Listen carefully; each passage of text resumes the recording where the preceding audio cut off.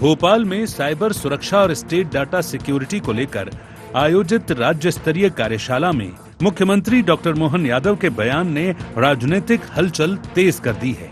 अपने संबोधन में मुख्यमंत्री ने पूर्व प्रधानमंत्री डॉक्टर मनमोहन सिंह का नाम लिए बिना उनके अर्थशास्त्री होने पर तंज कसा और जन धन योजना तथा जीरो बैलेंस बैंक खातों का जिक्र करते हुए उनके ज्ञान और समझ पर सवाल उठाए।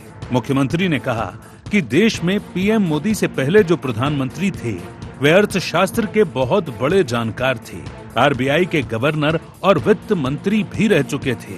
उनके पास विदेशों की बड़ी डिग्रियां थीं, लेकिन उतने विद्वान आदमी को ये मालूम नहीं था कि जीरो बैलेंस में अकाउंट खुलते हैं। हालांकि कांग्रेस ने इसे तथ्यहीन और राजनीति से प्रेरित बयान करार दिया, तो वहीं सीएम डॉक्टर मोहन यादव ने दावा किया कि पीएम मोदी ने जीरो बैलेंस में जन धन योजना के तहत खाते खोलकर करोड़ों गरीबों को बैंकिंग प्रणाली से जोड़ा, जिससे भ्रष्टाचार खत्म हुआ और डायरेक्ट बेनिफिट ट्रांसफर यानी डीबीटी के माध्यम से सीधा लाभ उन तक पहुंच रहा है। सीएम डॉक्टर मोहन यादव का कांग्रेस के पूर्व प्रधानमंत्रियों पर तंज, निशाने पर रहे पूर्व पीएम मनमोहन सिंह और राजीव गांधी। अर्थशास्त्र और शासन व्यवस्था पर सीएम की टिप्पणी। डॉक्टर मनमोहन सिंह को जीरो बैलेंस अकाउंट का नहीं था ज्ञान। पूर्व पीएम राजीव गांधी के दौर की व्यवस्था पर भी सवाल। राजीव गांधी ने 1 रुपए में 15 पैसे पहुंचने की बताई थी समस्या का समाधान नहीं कर पाए थे पूर्व पीएम राजीव गांधी। पीएम मोदी ने जन धन योजना से किया समाधान। जीरो बैलेंस खातों से बिचौलियों की भूमिका हुई खत्म। माननीय प्रधानमंत्री नरेंद्र मोदी जी के पहले जो प्रधानमंत्री थे वो फाइनेंस के बहुत बड़े जानकार, वो स्वयं की डिग्री उनकी विदेश की शिक्षा, गवर्नर रहे, फाइनेंस मिनिस्टर रहे, प्राइम मिनिस्टर भी 2 बार रहे। लेकिन कितनी छोटी सी बात थी कि जीरो बजट में अकाउंट खुलते हैं, ये उतना विद्वान आदमी को मालूम नहीं। लेकिन मोदी जी ने वो जीरो बजट में अकाउंट खोले और उसका परिणाम कैसे निकला कि डीबीटी के माध्यम से करोड़ों लोगों तक उनका हक का पैसा उनके खाते तक गया। 40 साल पहले तत्कालीन प्रधानमंत्री जो राजीव गांधी कहते थे कि मैं 1 रुपया भेजता हूँ 15 पैसे पहुँचते हैं, तो कठिनाई तो सबको मालूम थी, लेकिन कठिनाई का इलाज कर देना और इलाज करने में जिस प्रकार से मोदी जी ने ये सारी चीजों को ध्यान दिया है, सच में यूपीआई का लोहा दुनिया ने माना है। उधर कांग्रेस ने पलटवार करते हुए कहा कि मनमोहन सिंह की आर्थिक समझ के बारे में पूरा विश्व जानता है।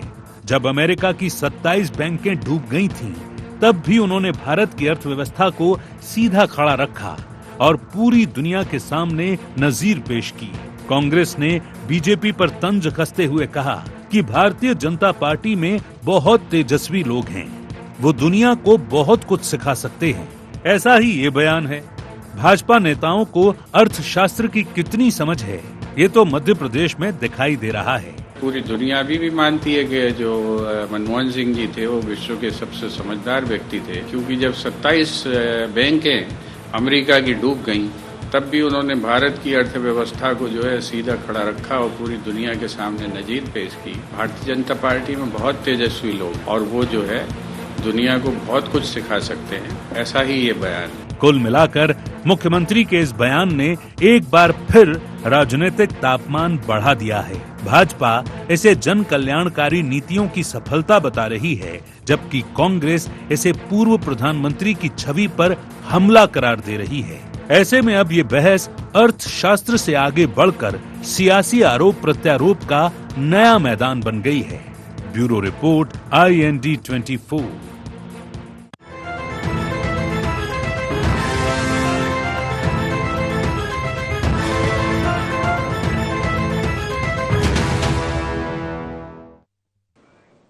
नमस्कार, IND एजेंडा समझ नहीं में आपका स्वागत है। मैं हूं आपके साथ नवीन पुरोहित। चर्चा को विस्तार देंगे, उसके पहले IND एजेंडा के मुख्य बिंदुओं की तरफ एक निगाह डालते। सीएम के पूर्व प्रधानमंत्री पर दिए बयान के क्या है मायने?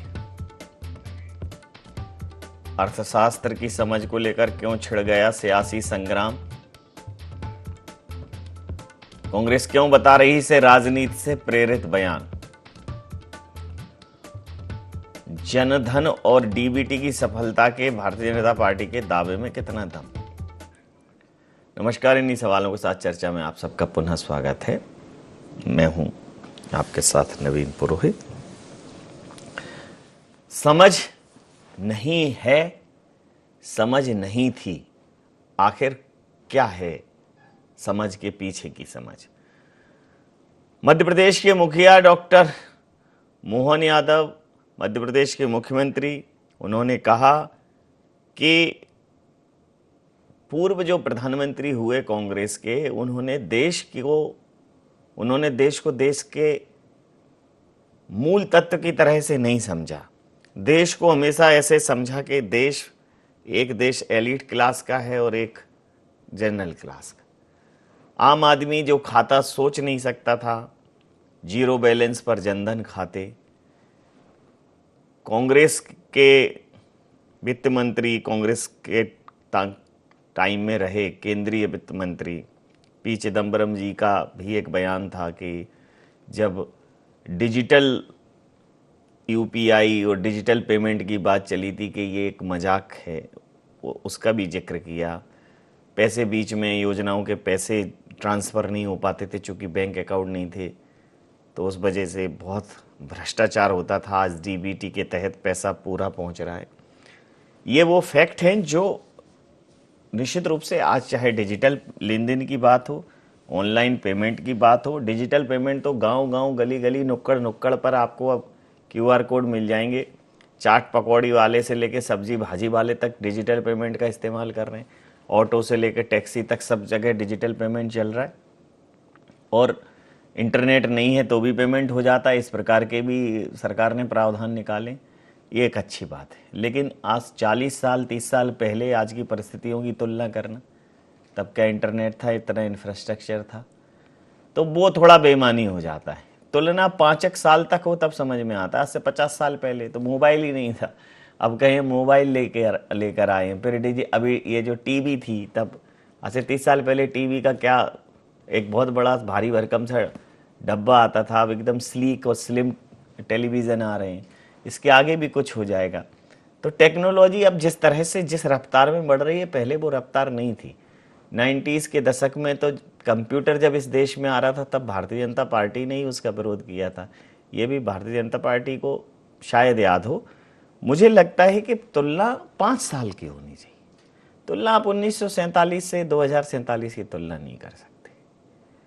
और ये भारत सोने की चिड़िया था, बाज था, तोता था, वो जब जो था तो था। आज की परिस्थिति देखनी पड़ेगी। आज डॉलर के मुकाबले रुपया औंधे मुंह गिर रहा है। और एक ये जो एथेनॉल का और ये हेडेक हो रहा है, ये समझना पड़ेगा कि भैया ये एथेनॉल जो गाड़ियां हैं, वो कितनी गाड़ियां हैं जो कॉम्पिटेबल हैं एथेनॉल की। तो लोग 20-20 साल पुरानी गाड़ियां चला रहे हैं, जैसे तैसे बेचारे लोग घर और गाड़ी लेते हैं, वो भी समझना पड़ेगा। बहरहाल किसको समझ नहीं है? भारतीय जनता पार्टी को समझ नहीं है, कांग्रेस को समझ नहीं है, या इस देश की जनता को समझ नहीं है, या मीडिया को समझ नहीं है। कोई तो है जिसको समझ नहीं है, या कोई ज़्यादा ही समझदार है। तो इसी मुद्दे पर करेंगे चर्चा। हमारे साथ चर्चा में शामिल हैं संतोष गौतम जी, प्रवक्ता हैं मध्य प्रदेश कांग्रेस के। अजय धवले जी, प्रवक्ता मध्य प्रदेश भारतीय जनता पार्टी के, हमारे साथ हैं। आदरणीय वरिष्ठ पत्रकार संदीप पाठक साहब हमारे साथ हैं। आप समस्त महानुभावों का बहुत बहुत स्वागत। तो सीधा सवाल, अजय जी, किसको समझ नहीं है या किसको समझ नहीं थी? जी, तो नवीन जी, आज का डिबेट सिर्फ बयानों की जगह हमको एक इंटेंट और इम्पैक्ट का अंतर को समझने की आवश्यकता है। एक देश में एक वो दौर था जब नीतियां फाइलों में दबी रहती थी और देश का पैसा लीकेज की भेंट चढ़ जाता था। दूसरी तरफ आज आदरणीय प्रधानमंत्री श्री नरेंद्र मोदी जी का कालखंड है, जहां पे डिजिटल इंडिया और फाइनेंशियल इंक्लूजन, वित्तीय समावेशन का एक अद्भुत मॉडल स्थापित हुआ है। आदरणीय मुख्यमंत्री डॉक्टर मोहन यादव जी ने जिन वक्तव्य का आज आप उल्लेख कर रहे हो, जिसके ऊपर आज हम चर्चा कर रहे हैं, वो किताबी अर्थशास्त्र की हम बात करते हैं कि थियोरेटिकल इकोनॉमिक्स क्या था और जमीन पे जिस अर्थशास्त्र को लागू किया, देश में 58 करोड़ 39 लाख जनधन के खाते खुलते हैं।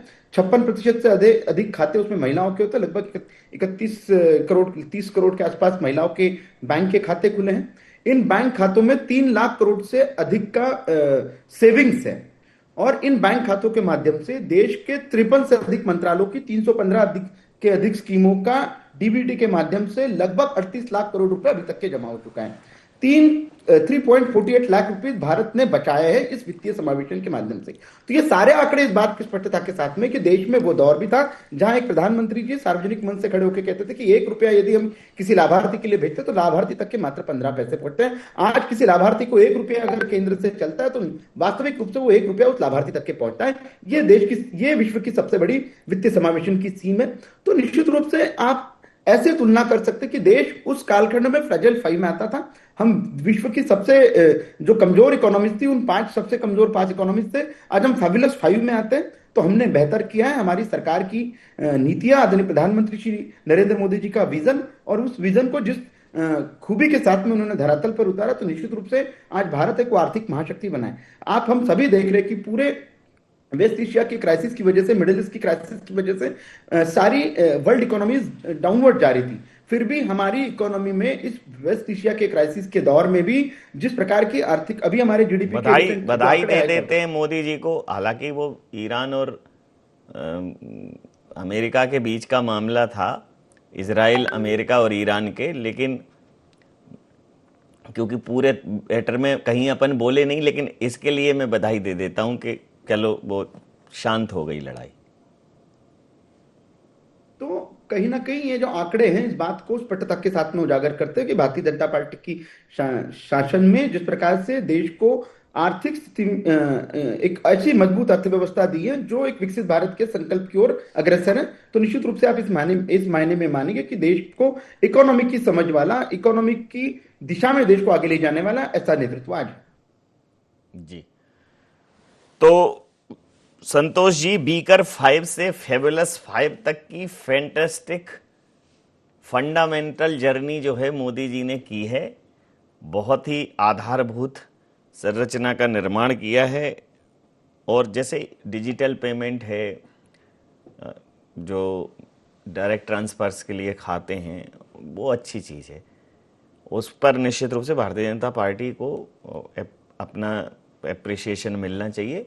लेकिन चूंकि उन्होंने ये कहा कि पिछला कुछ ढंग का किया होता तो फिर क्या नहीं था, तो इसी मुद्दे पर आपसे एक प्रतिक्रिया लेना चाहूंगा।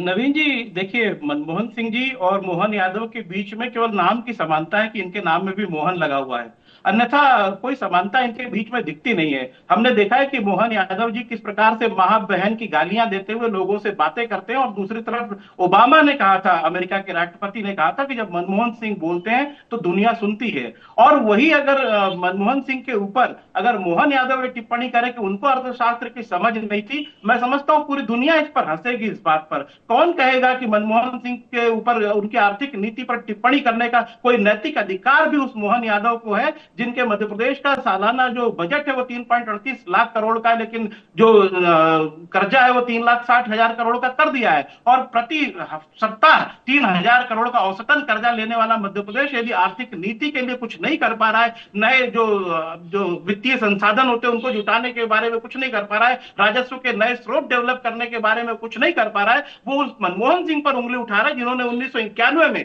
जब केवल विदेशी मुद्रा भंडार 1.2 बिलियन डॉलर का ही बचा था, उसे बचाए रखा, उसको बढ़ाया, उसको पार किया। उसके बाद में 1.1% की जो जीडीपी ग्रोथ रह गई थी उसको 94 में 7.5% कर दिया। और 2004 में जो भारत की जीडीपी 618 बिलियन डॉलर की मिली थी अटल बिहारी वाजपेयी के शासनकाल के बाद, उसे 2014 में यदि 1.6 ट्रिलियन डॉलर का यानी 3 गुना किया, तो उस व्यक्ति का नाम मनमोहन सिंह था।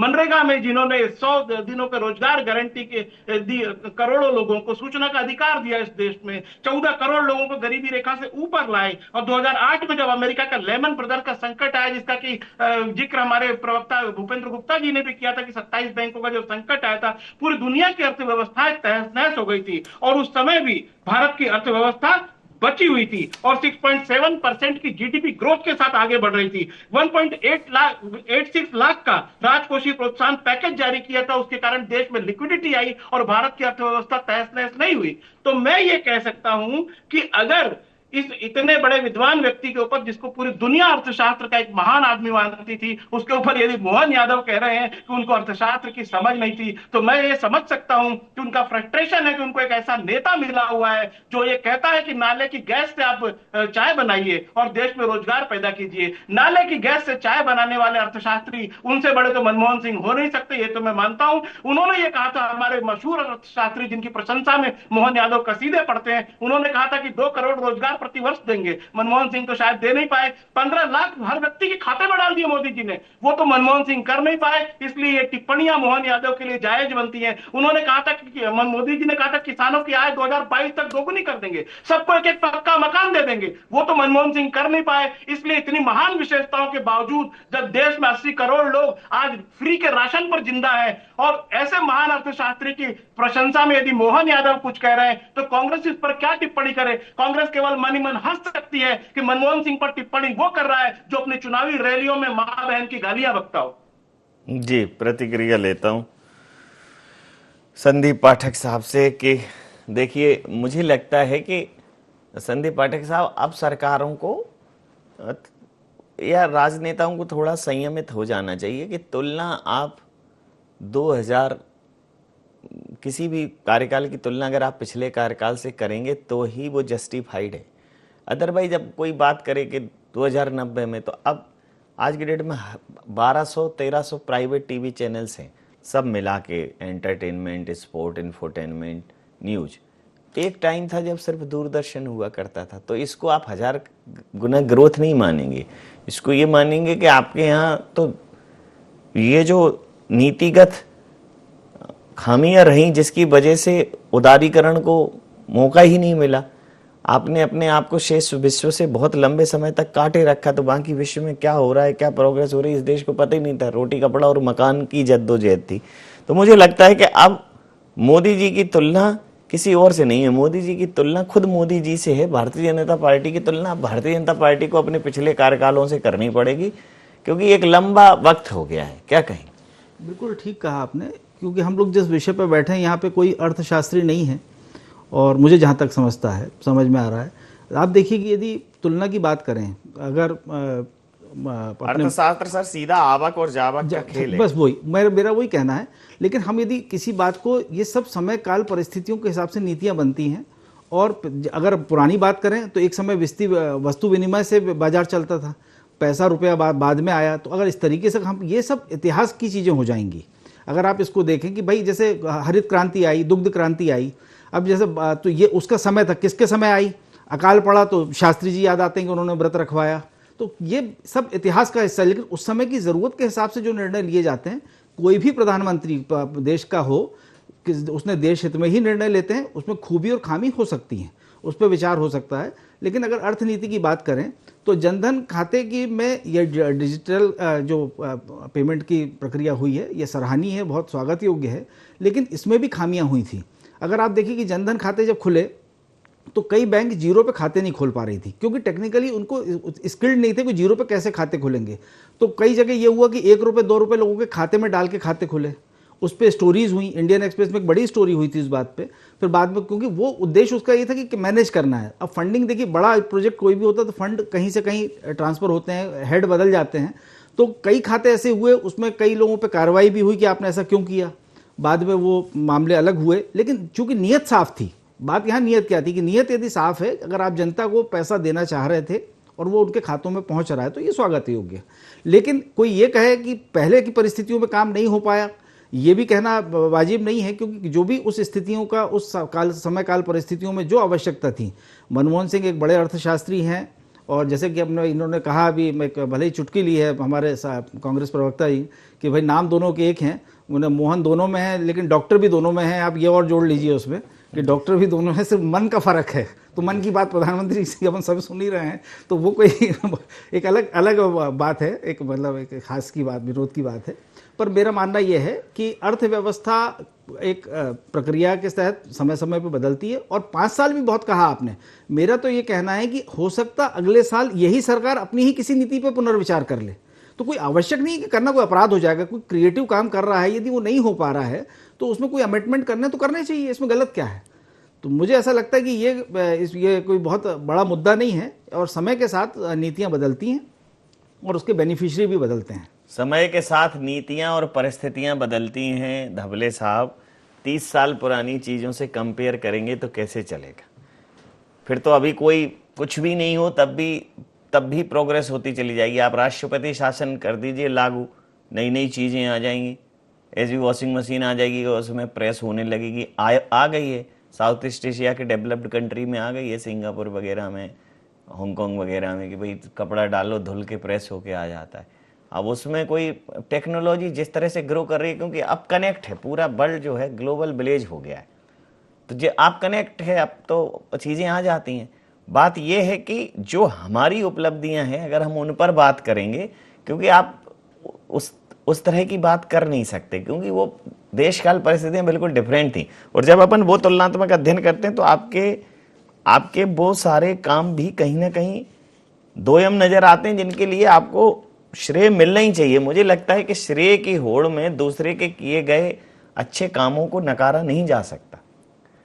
आप समझिए, चाहे एम्स की अवधारणा हो, चाहे आईआईटी की अवधारणा हो, यहां तक कि first boarding school, centralise boarding school Jawahar Navodaya Vidyalaya, वो आप जवाहर नवोदय विद्यालय के पिछले 30 साल 15-20 साल का डेटा उठा के देख लीजिए कि गांव से जो स्टूडेंट निकले क्या योगदान दे रहे हैं वो देश की अर्थव्यवस्था में और देश की बाकी सारी व्यवस्थाओं में। कोई सोच नहीं सकता था, बिल्कुल डीपर विलेज में जाके वो स्कूल खुलते थे और उसका ग्लैमर का केंद्र हुआ करते। तो ऐसा अगर हम पिछली सरकारों के किए गए कामों को बिल्कुल जमींदोज करते हुए आगे बढ़ेंगे तो एक समय ऐसा आएगा कि आपके अच्छे कामों पर भी प्रश्न चिन्ह खड़ा होगा। क्या कहें? देखिए नवीन जी, क्योंकि हम एक ऐसे लोकतंत्र में हैं जहां आपको आपके अपोनेंट से कंपैरेटिव एनालिसिस जनता के सामने समय समय पर प्रस्तुत करते रहना पड़ता है, तो निश्चित रूप से ये हमारा भी काम है, ये कांग्रेस का भी काम है कि आपने क्या किया और आपके अपोनेंट ने क्या किया था, ये हमेशा से जनता इसका एक समीक्षा करती रहेगी। दूसरा जो विषय अभी मेरे मित्र हमारे संतोष जी ने कहा था कि देखिए मनमोहन सिंह जी की बुद्धिमत्ता पे, मनमोहन सिंह जी की उस पर भारतीय जनता पार्टी प्रश्न उठा रही। देखिए कांग्रेस के शासनकाल में मनमोहन सिंह जी की कैबिनेट का सरेआम प्रेस के सामने ऑर्डिनेंस बांटने का काम गांधी परिवार के युवराज ने किया था, तो हमने तो उनकी बुद्धिमत्ता पे, और तब तो हमने प्रश्न चिन्ह नहीं लगा था, तो पॉलिटिक्स इस प्रकार से भी गांधी परिवार ने की थी। दूसरा जो आज का विषय है कि देखिए समय काल परिस्थिति अनुसार तब की सरकारों को भी निर्णय लेने थे। अभी इन्होंने उदाहरण के तौर पे कहा कि सरकारों के जो लोन्स हैं, तो आज भारतीय जनता पार्टी की राज्य सरकारों का एक कंपैरेटिव एनालिसिस चार्ट मेरे मित्र रख लें और कांग्रेस के शासन राज्यों का चार्ट रख लें। राज्य सरकारें अपने अपने डेट टू जीडीपी रेशियो के अनुसार जो उनके स्टेट का जीडीपी है उसके अनुपात में उनको लोन मिलते हैं। उन लोन का जो व्यय होता है वो राज्य में आधारभूत संरचनाओं का विकास, बुनियादी सुविधाओं के विस्तार के लिए, वेलफेयर स्कीम्स के लिए, इसके लिए किया जाता है। तो सिर्फ भारतीय जनता पार्टी जब से सत्ता में आई है तब से ही कर्जा लिया जा रहा है, ये जो एक नैरेटिव बनाने का प्रयास किया जाता है उसको आपको देखने की आवश्यकता है। दूसरा जो विषय, अब राजनीतिक समझ और अर्थशास्त्र की समझ का देखिए कि देश में एक वो कालखंड था जहां फोनो बैंकिंग के माध्यम से लोनों का आवंटन होता था, ऋण दिए जाते थे। देश में ग्रॉस एनपीए हाईएस्ट 12% तक के पहुंच गया था, जो आज मात्र 2% के आसपास है। कभी हमारे बैंक जो घाटे में थे आज वो 1 लाख करोड़ रुपए का इकोनॉमी में कंट्रीब्यूशन दे रहे हैं प्रॉफिट के साथ में। तो कहीं ना कहीं हमको ये भी देखने की आवश्यकता है कि एक ऐसा नेतृत्व है जिसने हमारी इकोनॉमी को बूस्ट करने में महत्वपूर्ण भूमिका निभाई। जी, प्रतिक्रिया लेता आधार प्रतिक्रिया लेता। देखिए कंपैरिजन तो होगा संतोष सिंह जी, वो कह रहे हैं कि चूंकि आप ओपोनेंट हैं तो कंपैरिजन तो करना पड़ेगा, वॉल्यूम के आधार पर करेंगे। जी देखिए नवीन जी, अभी इन्होंने कहा कि बैंकों का जो एनपीए था वो कम हुआ है। मैं समझता हूं कि जिस देश के अंदर एक किसी उद्योगपति को अगर लोन माफ कराने के लिए एलआईसी जैसी संस्थाओं को बर्बाद करने की कोशिशें की जाती हैं, बैंकों को सीधे फोन लगवाकर उनके कर्जे माफ करवाए जाते हैं, जिस देश से नीरव मोदी और मेहुल चोकसी और विजय माल्या कर्जे लेकर लाखों करोड़ों रुपए भागे हुए हैं और उसको भगाने में किसने मदद की पूरी दुनिया जानती है। तो भारतीय जनता पार्टी द्वारा जो पोषित और संरक्षित जितने भगोड़े इस देश को लूट कर भाग रहे हैं और आगे भी सिलसिला चलता रहेगा। मुझे पूरा विश्वास है जब तक ये प्रधानमंत्री इस देश में है, क्योंकि केवल उद्योगपतियों की सेवा के लिए काम करते हो, और वो अगर देश की भलाई की बातें कर रहे हैं ऐसे लोग, तो मैं समझता हूँ कि भेड़ की खाल में छुपे भेड़िए हैं जो निश्चित रूप से पूरे देश को बर्बाद कर रहे हैं पूरा। और मैं ऐसे ही नहीं कर रहा हूं केवल आरोप लगाने के लिए। आप देख लीजिए सिंगरौली के जंगलों का क्या हाल हो रहा है, छत्तीसगढ़ के जंगलों के क्या हाल हो रहा है, झारखंड में क्या हो रहा है, पूरे देश भर में जिस प्रकार से जंगल, अंडमान के जंगल ले लिए, निकोबार के जंगल जिसका मुद्दा राहुल गांधी जी ने उठाया, देश के एयरपोर्ट ले लीजिए, ये सारी चीजों को बर्बाद करने का प्रधानमंत्री चुना है। साहब, जिस देश की जनता, मतलब मैं बहुत माफी के साथ कह रहा हूं कि जिस देश की जनता भ्रष्ट होगी, यथा राजा तथा प्रजा, ये राजतंत्र में होता था। लोकतंत्र में यथा प्रजा तथा राजा। भाई जिसको जहां मिल रहा है, कोई बिजली चोरी कर रहा है, कोई उससे रेत निकाल रहा है, कोई कह रहा है पापी पेट का सवाल है, मंत्री स्टेटमेंट दे रहे हैं। जिस देश में वंदे भारत और बुलेट ट्रेन की बात कर रहे हैं, वहां अभी भी ये जो शौचालय में मग जो है वो उससे बंधे हुए हैं जंजीरों से। ये हमारा राष्ट्रीय चरित्र है, वो जंजीरों से बंधा हुआ मग हमारे राष्ट्रीय चरित्र का प्रतीक होना चाहिए। तो समस्या सिर्फ ये है कि अडानी और अंबानी भी यहीं से उपजे हैं, राजनेता भी यहीं से उपजे हैं। वो जो जन जागरण का एक काल था, वो जो गांधीवाद का काल था, वो जो जेपी जी का काल था, वो कभी चले होंगे वो जन आंदोलन, अब वैसा दिखता नहीं। अब कांग्रेस वैसा ही कर रही है। एक जन आंदोलन की बात करें, कांग्रेस कह रही है कि हम तो प्रतिकार करेंगे। एक राहुल जी का मैंने स्टेटमेंट सुना, देखा कि उन्होंने कहा कि नहीं, हमें किसी पर कुछ है ही नहीं, हम तो प्रतिकार के लिए ही बने थे। हमने पहले ब्रिटिश का प्रतिकार किया और अब जब सरकार ठीक काम नहीं कर रही है तो हम प्रतिकार करेंगे। तो प्रतिकार एक अलग चीज होती है और विरोध एक अलग चीज होता है। प्रतिकार के लिए जनता को तो साथ खड़ा होना चाहिए आपके साथ। आप जिन मुद्दों पर पूरी सरकार को, पूरे सिस्टम को खारिज कर देते हैं, जनता उन पर आपके साथ नहीं है। क्या कहेंगे? जनता साथ नहीं। देखिए नवीन जी, क्या होता है, चुनाव का मसला अलग है। मैं कह रहा हूं कि उन उद्योगपतियों के संसाधनों से, इनके धन से भारतीय जनता पार्टी ने इतनी अकूत संपत्ति जमा कर ली है। इनके पास ईडी सीबीआई का जैसा दुरुपयोग इनके कार्यकाल में हुआ है, इनकम टैक्स का जैसा दुरुपयोग इनके कार्यकाल में हुआ, कभी नहीं हुआ। तो ये किसी प्रकार से कभी वोट चोरी करते, कभी सीट चोरी करते हैं। अभी मध्य प्रदेश में क्या हमने नहीं देखा किस प्रकार से सीट चोरी हो गई है? पूरी दुनिया ये कह रही है कि सीट चोरी हुई है, लेकिन भारतीय जनता पार्टी इसको टेक्निकल टर्म चढ़ा रही है। और मीनाक्षी नटराजन जी का अंतिम प्रतिक्रिया के साथ समाप्त करूंगा। कांग्रेस इस पर बहुत उग्र है। कांग्रेस कह रही है कि ये बिल्कुल गलत है, जिस तरह से ये उपलब्धियों का श्रेय लेके और विपक्ष को नेस्तनाबूद करने की बातें करते हैं, वो ठीक नहीं है। और मुझे लगता है कि अब सरकारों को यह करना चाहिए कि अपनी उपलब्धियों का बखान करना ही चाहिए। लेकिन अगर आप विपक्ष को पूरी तरह से नजरअंदाज कर देंगे या विपक्ष को उसके लिए जिम्मेदार ठहराएंगे, तो एक हद तक फिर ये रिवर्स इम्पैक्ट देगा। मुझे लगता है कि अब सरकारों को ये, खासकर भारतीय जनता पार्टी को, अपना ये रवैया बदलना चाहिए। बिल्कुल रिवर्स इम्पैक्ट की परिस्थितियां बनने लगी हैं, क्योंकि अपनी लाइन बड़ी करें इसमें कोई तकलीफ नहीं, लेकिन दूसरे की लाइन छोटी करने में बात बनती नहीं है। और जनता, आखिर फैसला तो जनता को ही करना है। तो मुझे ऐसा लगता है कि, लेकिन बात सच है कि समृद्ध को नहीं दोष गुसाई। जो सामर्थ्यवान होगा उसकी परिस्थितियां, एक समय कांग्रेस सामर्थ्यवान थी, उस समय भारतीय जनता पार्टी की स्थिति सबने देखी है। आज भारतीय जनता पार्टी सत्ता में है तो कांग्रेस की स्थिति देख रहे हैं आप और हम लोग सब। तो ये तो समय कालचक्र की परिस्थितियां हैं, लेकिन कोई विकास निरंतर चलता है और चलता रहेगा। लोग आते जाते रहेंगे, देश स्थिर रहेगा, और पर्यावरण जितना महत्वपूर्ण है उससे ज़्यादा महत्वपूर्ण देश है। तो मेरा कहना है कि उन स्थितियों में राष्ट्रहित की बात जब आएगी तो वो सर्वोपरि है। उसके लिए सबको एक साथ होना होगा। समय सीमा के चलते मैं ये चर्चा यहाँ समाप्त करूंगा। आप समस्त महानुभावों का बहुत बहुत धन्यवाद, बहुत बहुत आभार। तो समझ नहीं, किस में नहीं है समझ, जनता में, सरकार में या विपक्ष में, ये वो सवाल है। और सवाल ये भी है कि समझ क्यों नहीं है। अच्छी शिक्षा, अच्छा स्वास्थ्य और रोजगार जब तक लोगों के पास नहीं होगा, अच्छी शिक्षा, अच्छी स्वास्थ्य सुविधाएं और रोजगार जब तक लोगों के पास नहीं होगा, लोगों से रोटी कपड़ा और मकान के इतर कोई उम्मीद करना बेईमानी है। रोटी कपड़ा और मकान के लिए भीड़ होगी, रोटी कपड़ा और मकान के लिए जल से जुलूस होंगे, रोटी कपड़ा और मकान के लिए मारकाट होंगे। आप जितने भी जो अविकसित देश हैं देखिए, वहाँ सिर्फ रोटी कपड़ा मकान के लिए तो मारकाट है। वो कहाँ इनोवेशन कर पा रहे हैं। वो क्या योगदान दे पा रहे हैं, वो क्या सोच पा रहे हैं, ना वो पर्यावरण संरक्षण कर पा रहे हैं। जो कुछ है सिर्फ भूख मिटाने के लिए है। देश की बहुत बड़ी आबादी राशन पानी पर निर्भर है। सरकारों को इस तरफ भी सोचना चाहिए।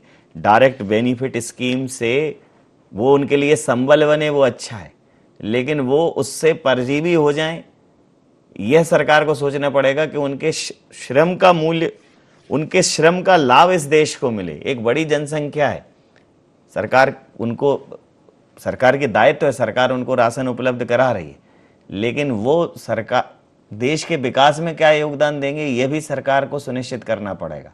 और एक पढ़ा लिखा, स्वस्थ और सुशिक्षित सभ्य नागरिक ही देश के विकास में योगदान दे सकता है, अन्यथा वो भीड़ कई बार खतरे का भी सूचक हो जाती है। तो ये समझना पड़ेगा सरकारों को, और ये समझ अगर सरकारों को और राजनीति को नहीं है तो फिर मैं इसको बहुत बड़ी समझदारी नहीं मानता। इंडिया एजेंडा में नहीं। आप बने रहिए IND24 के साथ और देखते रहिए IND24। नमस्कार।